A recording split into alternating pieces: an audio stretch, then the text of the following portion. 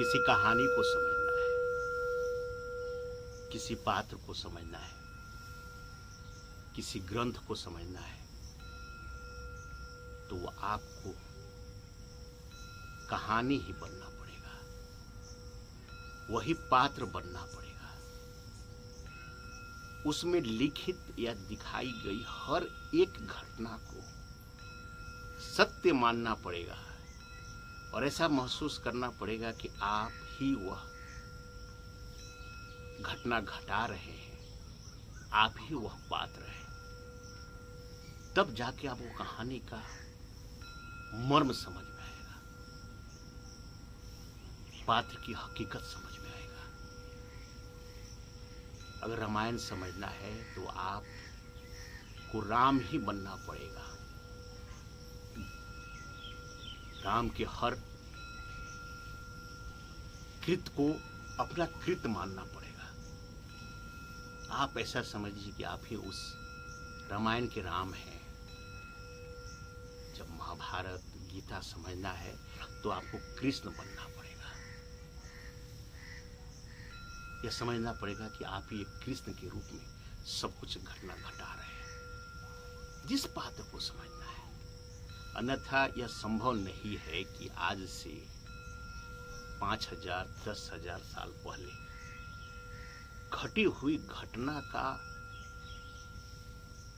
मर्म, रहस्य, तथ्य आपको आज समझ में आए। आज सब कुछ परिवर्तित हो चुका है।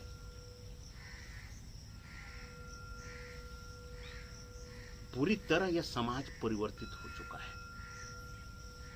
तो आप कैसे उस तथ्य को आज के युग में समझ पाएंगे? जब तक आप अपने को उस युग में लेकर न चले जाएं, उस कैरेक्टर में अपने आप को न घुसा दें, वह कहानी ही आप न बन जाए, तब तक आप न रामायण समझ पाए, महाभारत समझ पाएंगे। और एक बार जब उसमें कहानी बनकर, वह पात्र बनकर जब उतरिएगा ना, तो आपके जीवन में एक अद्भुत परिवर्तन होगा। आपका जीवन आनंद आनंद परम आनंद से भर जाएगा। क्योंकि जगत का एक कहानी भी, एक पात्र भी अगर आपको समझ में आ जाए, यहाँ तक कि आप खुद अपने आप को भी समझ जाए, तो इस जगत के सब कुछ आपको समझ में आएगा, सारे रहस्य समझ में आएगा।